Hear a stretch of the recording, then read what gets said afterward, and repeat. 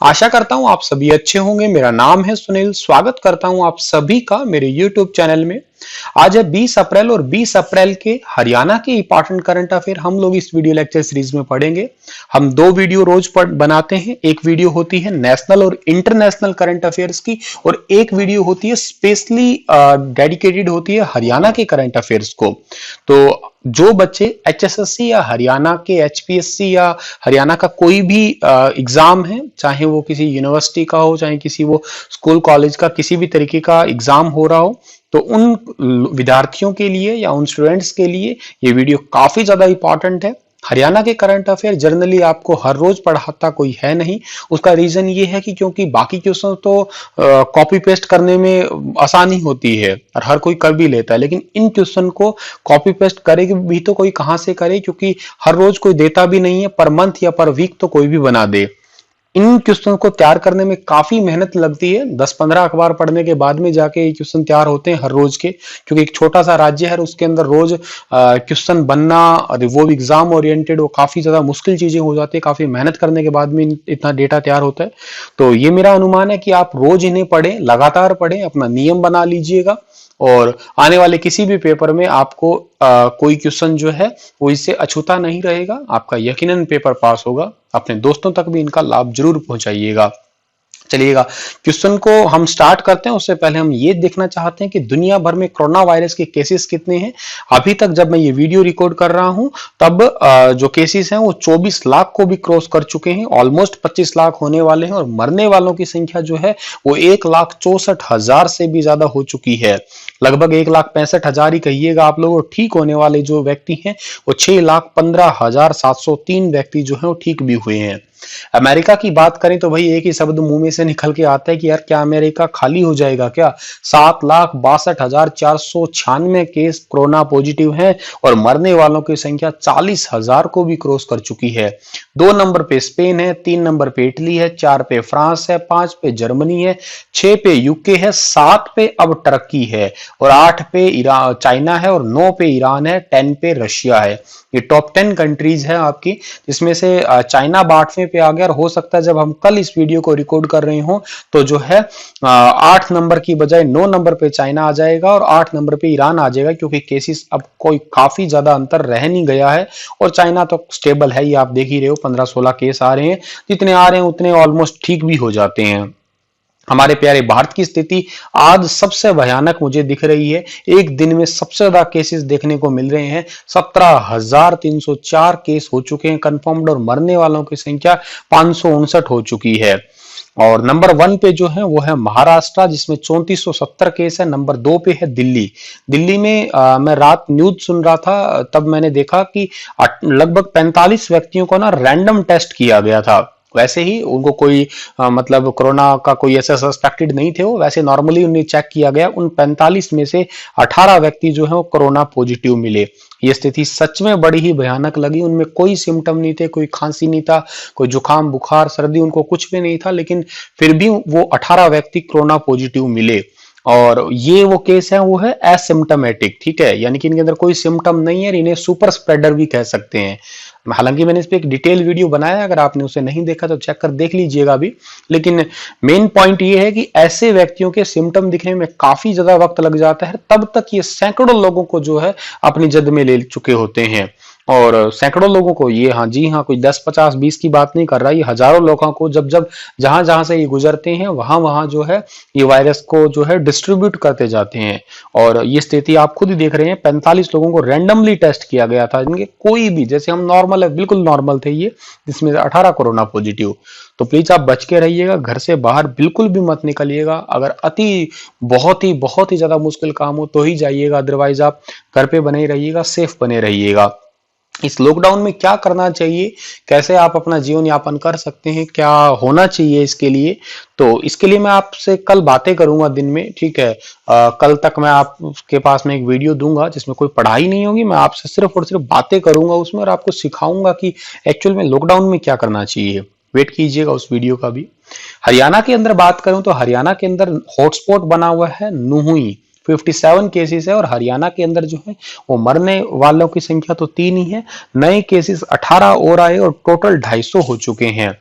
Number 2 Faridabad में 9 नए आए थे, गुरुग्राम में 4 आए थे और एक अंबाला के अंदर आया था।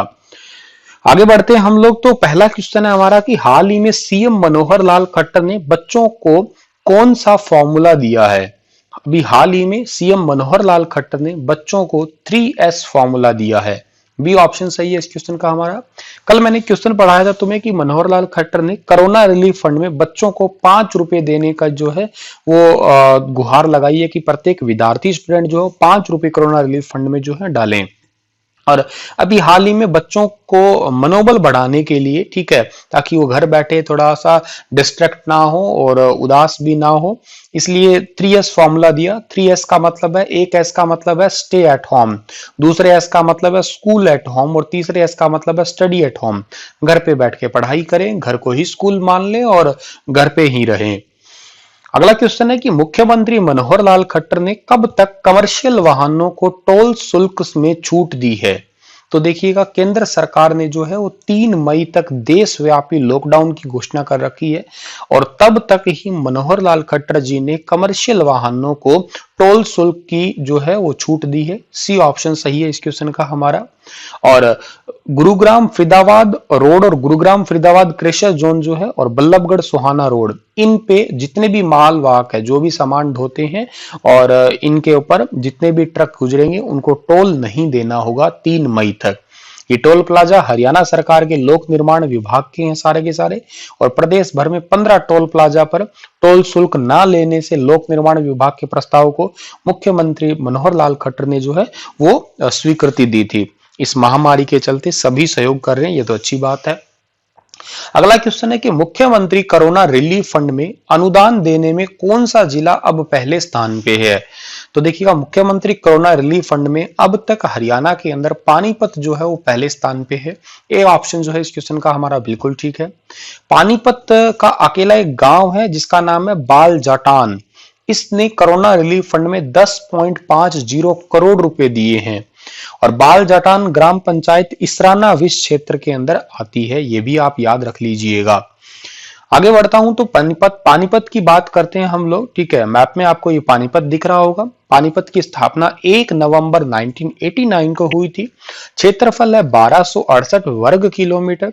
तहसील के अंदर जो है वो बापोली इसराना, इसी का ही बाल जाटान गांव है। पानीपत के दूसरे नाम बुनकरों का शहर, सिटी ऑफ व्यूअर, ये एग्जाम के लिए इंपॉर्टेंट है काफी ज्यादा। Handloom city, petrochemical hub, cast off capital, recycling hub के नाम से भी पानीपत को पुकारा जाता है। कलंदर शाह की मजार का मेला, एक पानीपत के अंदर 3 युद्ध हुए थे, ठीक है। पानीपत का पहला, पानीपत का दूसरा और पानीपत का तीसरा, ये भी इंपॉर्टेंट है। पानीपत का पहला युद्ध 1526 में हुआ, दूसरा युद्ध 1556 के अंदर हुआ, तीसरा युद्ध हुआ था 1761 के अंदर हुआ था। पहला जो है वो जीता था मुगलों ने ही, बाबर ने जीत लिया था। दूसरा भी मुगलों ने ही जीत लिया था और ये किसने जीता था? अकबर ने जीता था। तीसरा अहमद शाह अब्दाली ने जीता था। एकमात्र हिंदू शासक 1556 में 6 महीने के लिए आसपास तकरीबन विक्रमादित्य हेमू रहे थे, जिनका नाम आपको याद भी रहना चाहिए।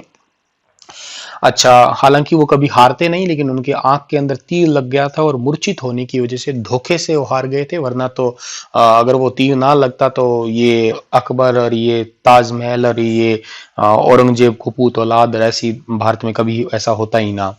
पानीपत के मंदिरों में देवी तालाब का मंदिर और सिद्ध शिव शनि धाम का नाम भी आता है। अच्छा, 1761 में पानीपत का जो तीसरा युद्ध हुआ था मराठों और अहमद शाह अब्दाली के बीच में हुआ था, और जहां युद्ध हुआ था उस जगह पे मराठों का काफी खून बहा था, तो वो जगह खून की वजह से काली पड़ गई, तो आज काला अंब जो है वो भी पानीपत के अंदर ही है। हैंडलूम उद्योग, नेशनल फर्टिलाइजर केमिकल लिमिटेड, पंचरंगा आचार उद्योग और डिब्बाबंद जो है वो सूखी सब्जी उद्योग भी पानीपत के ही फेमस हैं। हाल ही में प्रदेश में कितने जिले कोरोना मुक्त हो चुके हैं? तो अब तक के रिपोर्ट के अनुसार जो है वो कोरोना के 9 जिले जो हैं वो कोरोना मुक्त हो चुके हैं, ऐसा हरियाणा सरकार की तरफ से ऑफिशियल रिपोर्ट आई है। 6 जिलों में अब जो है वो बिल्कुल खत्म हो चुका है, जैसे भिवानी है, पानीपत है, चरखी दादरी है, रोहतक है, सिरसा है और यमुनानगर है। रेवाड़ी, महेंद्रगढ़ और झज्जर में पहले ही कोरोना मुक्त माना गया था, तो अब ये 9 जिले ऐसे हैं जिनके अंदर कोरोना अभी एक्टिव केसेस जो है वो 0 है। ये आज तक की बात है, देखिएगा हो सकता है आगे इसमें बढ़ जाए। हाल ही में कुरुक्षेत्र विश्वविद्यालय ने मुख्यमंत्री कोरोना सहायता कोष में कितनी राशि दी है? तो मुख्यमंत्री सहायता कोष में कुरुक्षेत्र विश्वविद्यालय ने 60 लाख रुपए की जो है वो राशि दी है। सी ऑप्शन सही रहेगा हमारा इस क्वेश्चन का। कुरुक्षेत्र यूनिवर्सिटी की स्थापना हुई थी 11 जनवरी 1956 को। चांसलर जो है इसके गवर्नमेंट के अंडर ही आती है और वाइस चांसलर का नाम है डॉक्टर नीता खन्ना। अगला क्वेश्चन है हमारा, उससे पहले हमें जानना पड़ेगा कि कुरुक्षेत्र कहाँ है मैप में। यह है कुरुक्षेत्र। कुरुक्षेत्र का क्षेत्रफल 1530 वर्ग किलोमीटर है और कुरुक्षेत्र की स्थापना हुई थी 23 जनवरी 1973 को। हरियाणा का एकमात्र जिला है जिसके नाम पर कोई भी विधानसभा क्षेत्र भी नहीं है। उपनाम है इसका धर्म नगरी है, वैदिक सभ्यता का पालन करना कह सकते हो, सिटी ऑफ पार्क्स भी कह सकते हैं। धर्म नगरी तो है ही ये, ज्योतिषर सरोवर के लिए काफी फेमस है ये। पेहवा का मेला और मारकंडा का मेला कुरुक्षेत्र के जो है फेमस मेले हैं। ज्योतिषर सरोवर जो है कुरुक्षेत्र में है। आप मुझे कमेंट में लिख के ये बताइएगा कि ज्योतिषर सरोवर की लंबाई कितनी है और ज्योतिषर सरोवर की चौड़ाई कितनी है। ठीक है, लंबाई और चौड़ाई बताइएगा। और ये ज्योतिषर सरोवर जो है ये किस चीज के लिए प्रसिद्ध है, किसके लिए प्रसिद्ध है, ये बात आप मुझे कमेंट में बताइएगा। बहुत सारे बच्चे कमेंट में जवाब देते हैं, बड़ा अच्छा लगता है। जो बच्चे नहीं जवाब देते ये तो बुरी बात है, जवाब दीजिएगा, सभी बच्चे जवाब दीजिएगा। ठीक है, भले ही किसी ने रिप्लाई कर भी रखा हो लेकिन आप अपना रिप्लाई जरूर करिएगा, इससे आपको वो क्वेश्चन हमेशा याद रहेगा। ब्रह्म सरोवर जो कि पूरे भारत में फेमस है वो भी कुरुक्षेत्र में ही है। हरियाणा सरकार ने हाल ही में कितने प्रोफेसरों की ज्वाइनिंग का फैसला लिया है? तो अभी हाल ही में हरियाणा सरकार ने 23 प्रोफेसरों की नियुक्ति का फैसला लिया है।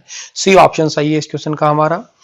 कल्पना चावला गवर्नमेंट कॉलेज जो कि करनाल में है, शहीद हसन खान मेवाती और गवर्नमेंट कॉलेज नल्लर नू जो है, इन सभी के लिए 23 जो है प्रोफेसर, एसोसिएट प्रोफेसर और सहायक प्रोफेसर की जो है वो नियुक्ति के लिए हरियाणा सरकार ने मंजूरी दी है।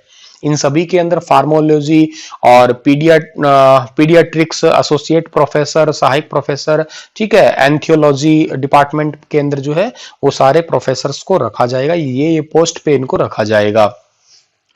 कोरोना वायरस के बचाव के लिए चिकित्सा उपकरणों और दवाओं की खरीद हरियाणा सरकार किसके द्वारा करेगी? तो अभी हाल ही में हरियाणा सरकार चिकित्सा उपकरणों और दवाओं की खरीद जो है वो Haryana medical service corporation LTD के तहत जो है सारी की सारी दवाओं की खरीद और चिकित्सा उपकरणों की जो है वो मांग करेगी। इसकी स्थापना हुई थी Haryana medical service corporation limited की 5 जून 2014 को।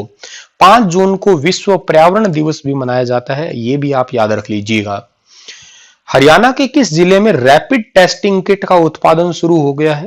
तो कोरोना संक्रमण को रोकने के लिए रैपिड टेस्टिंग किट का जो निर्माण है या उत्पादन जो है वो शुरू हो गया है हरियाणा के गुरुग्राम जिले में। सी ऑप्शन सही है इस क्वेश्चन का हमारा। कोरोना वायरस का संक्रमण वाला हॉटस्पॉट टाइप से ही कह दीजिएगा आप लोग, जो गुरुग्राम, फरीदाबाद और उसके बाद में नूह, यही तो हॉटस्पॉट है। यहीं पे जो है मानेसर प्लांट में 50,000 किट जो है वो बना ली गई है। इन किट का नाम रखा गया है मेक श्योर। और ये किट बनाने वाली जो कंपनी है इसका नाम है HLL लाइफ केयर लिमिटेड। इसका हेडक्वार्टर है तिरुवनंतपुरम में और स्थापना हुई थी 1966 में जब हरियाणा बना था। गुरुग्राम की बात करते हैं तो ये रहा मैप में गुरुग्राम। इसका पुराना नाम गुड़गांव होता था। तहसील इसकी गुड़गांव, पटौदी, सोहना आती है। 1 नवंबर 1966 को इसकी स्थापना हुई थी। 13 अप्रैल 2016 को इसका नाम बदल के गुड़गांव से गुरुग्राम कर दिया गया। सबसे ज्यादा साक्षरता दर वाला जिला भी यही है। सबसे पहले राष्ट्रीय उद्यान बोर्ड की स्थापना भी गुरुग्राम के अंदर ही हुई थी। स्टेट साइबर क्राइम ब्रांच का पहला थाना भी गुरुग्राम में खुला था, ये भी याद रखना है हमें। अगला इंपॉर्टेंट है कि सबसे अधिक शॉपिंग मॉल भी गुरुग्राम में ही है। हरियाणा का पहला खाद्य बैंक भी गुरुग्राम में और हरियाणा का सबसे कम लिंगानुपात भी गुरुग्राम जिले के अंदर ही स्थित है। गुरुग्राम के अगर प्रमुख मेलों की बात करते हैं तो शीतला माता का मंदिर और महादेव का मेला इच्छापुरी में और बुढ़ी तीज का मेला, यही इंपॉर्टेंट है। गुरुग्राम के पार्क जो है इंपॉर्टेंट, एक तो बायोटेक पार्क, आईटी पार्क और सॉफ्टवेयर टेक्नोलॉजी पार्क और हाईटेक टेक्नोलॉजी पार्क, ये गुरुग्राम के प्रमुख पार्क है। दूसरे नामों से पुकारा जाता है तो ये वो नाम है साइबर सिटी, सपनों की सिटी, सौर ऊर्जा का हब, गुरु द्रोणाचार्य का गांव, call centre of capital, Bharat की मॉल सिटी और इलेक्ट्रॉनिक सिटी, अमीरों की नगरी, मिलेनियम सिटी। देखिएगा जब जब ये आते हैं मैं तब तब रिपीट करता हूं, यही हैबिट आपकी होनी चाहिए। जब जब कोई चीज आए तो उनको रिपीट करें और तब तक जब आपका एग्जाम क्लियर ना हो जाए। शीतला माता का मंदिर ये तो गुरुग्राम में है ही, हमने अभी पढ़ा है। दमदमा झील भी गुरुग्राम में ही है। मछली पकड़ने के लिए काफी ज्यादा प्रसिद्ध है ये वाली, सोहना से 8 किलोमीटर दूर है ये झील। पटौदी महल भी। Punjab and Haryana high court bar association ने जरूरतमंद वकीलों की मदद के लिए किसका निर्माण किया है? तो जरूरतमंद वकीलों के निर्माण के लिए जो है वो डिजास्टर मैनेजमेंट फंड का निर्माण किया है। ए ऑप्शन जो है इस क्वेश्चन का हमारा बिल्कुल ठीक है। इसके अंदर क्या होगा, कोरोना के चलते अभी 1 महीना हो गया लगभग, तो काफी सारे गरीब वकील कह दीजिएगा आप लोग, या जरूरतमंद या आर्थिक रूप से काफी संकट का सामना कर रहे वकील जो है, उनको जो है पंजाब और हरियाणा हाईकोर्ट बार एसोसिएशन ने एक फंड बनाया जिसका नाम है डिजास्टर मैनेजमेंट फंड। इसमें इसके अध्यक्ष हैं DSP रंधावा, उन्होंने अपनी ओर से इसमें 1 लाख रुपए और सचिव रोहित सूद ने इसमें 50,000 रुपए जो है दे दिए हैं। इस फंड की शुरुआत कर दी। बस इस फंड की 2 मेन शर्तें हैं। एक शर्त वो है कि कोई वकील जो है 35 वर्ष से कम आयु का होना चाहिए और उसका जो वकालत शुरू किए हुए 5 साल से कम टाइम हो चुके होंगे उसको। मान लेते हैं कोई कोई व्यक्ति है 30 साल का हो, ठीक है, और उसको 4 ही साल हुए प्रैक्टिस करते हुए, तो ऐसा व्यक्ति को डिजास्टर फंड के तहत पैसे मिलेंगे। और दूसरी शर्त है जो इसकी आयु 75 साल से ऊपर की हो, इनके बीच वालों को ये डिजास्टर फंड के अंदर नहीं काउंट किया जाएगा। हरियाणा पंजाब हाईकोर्ट जो है उसकी स्थापना कब हुई थी, ये कमेंट में बताइए। और पहले इसके मुख्य न्यायाधीश कौन थे और अब वर्तमान में कौन है, ये भी बताइएगा आप लोग कमेंट में। अगला सवाल है हमारा कि हरियाणा सरकार ने किस वर्ष तक राज्य के सभी लोगों को घर मुहैया करवाने का लक्ष्य रखा है? तो घर मुहैया करवाने का लक्ष्य रखा है 2022 तक। इंपॉर्टेंट क्वेश्चन है, एग्जाम पॉइंट ऑफ व्यू से याद रख लीजिएगा। 2022 तक जो है घर मुहैया करवाने का लक्ष्य रखा है। यही लक्ष्य जो है केंद्र सरकार की तरफ से भी रखा गया है कि 2022 तक हर परिवार को घर दे दिया जाएगा। इसी के साथ ही ये क्वेश्चन समाप्त होते हैं। आज का लेक्चर यहीं रोक रहा हूं। कल फिर हाजिर होऊंगा सुबह 7 बजे। तब तक के लिए आप हंसते रहना, मुस्कुराते रहना। धन्यवाद।